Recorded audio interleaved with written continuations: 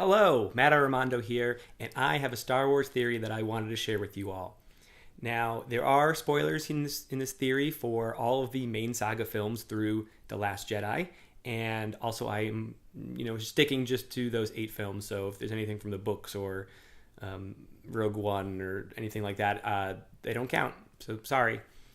Now, my theory on the Star Wars films is that they are all about one thing, and that is to teach us about the dangers of falling.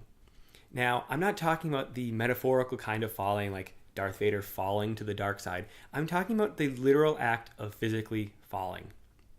We can see that this is a pervasive problem throughout all of the films that all of the characters are trying to avoid. Nobody wants to fall.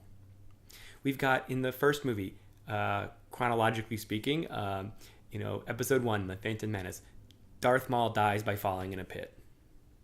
I mean, sure, he's also cut in half, but really that's just overkill. He was falling down a pit. Moving on to Attack of the Clones, we have Jango Fett, bounty hunter, has basically designed his armor to keep him from falling. He's got these metal blades attached to the inside of his forearms when he's about to fall into the water, and instead he kind of goes shink, and it comes out of his arm, and he stabs into the building, and he keeps from falling. And this is the same guy that we see later in the movie go into the fighting pits of Geonosis, sort of like falling. He jumps in, but it's like a falling thing. But he can't get out. And what does he get?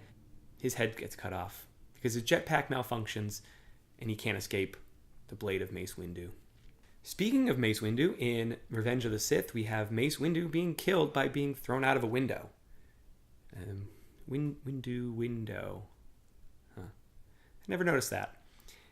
Later in that very same movie, we have Anakin Skywalker fighting off against Obi-Wan Kenobi, and Obi-Wan just destroys Anakin here because Anakin does not understand what it means to have the higher ground in this universe. It literally means everything.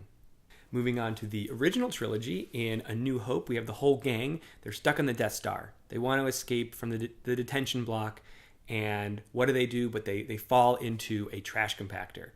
And this is a mistake that they will not forget. I mean, they make it out, but it's a harrowing time in their journey. And it is so scary for them that 30 years later, Han Solo, when he goes to the Starkiller base, he is still so petrified of this one time of being in the trash compactor that the thing he thinks of to punish Captain Phasma is to throw her in the trash. It's the worst thing.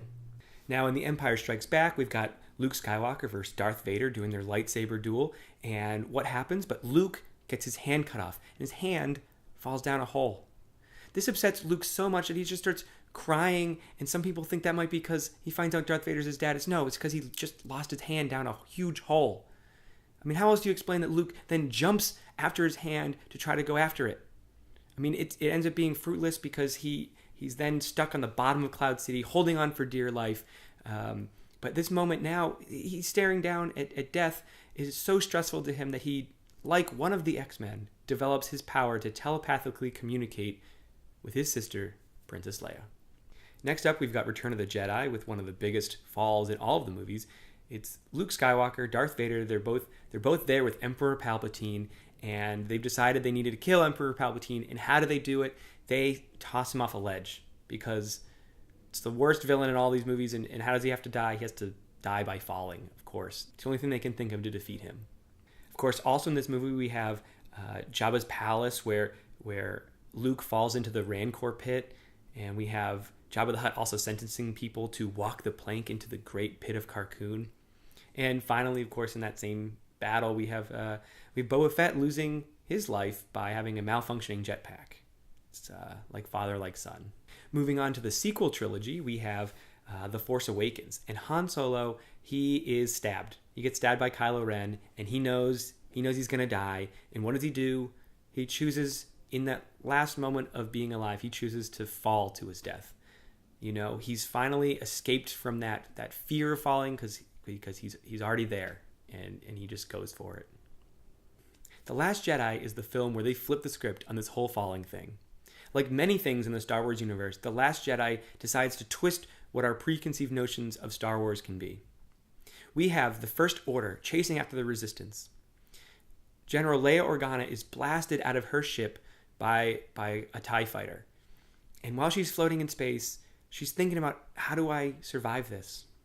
After seeing so many people we know dying in these films, Princess Leia saves her life by falling back to her ship using the force pull ability that we have seen used by her brother Luke and her son Kylo Ren. This, of course, is a big change in the Star Wars universe. We go all the way from Darth Maul being embarrassingly killed by falling, to Jango Fett being scared of falling, to the Emperor being killed by being thrown off of a ledge. And now we have Leia saving herself by falling. I can't wait to see where this takes us in the 9th installment of the Star Wars saga. Thanks for watching.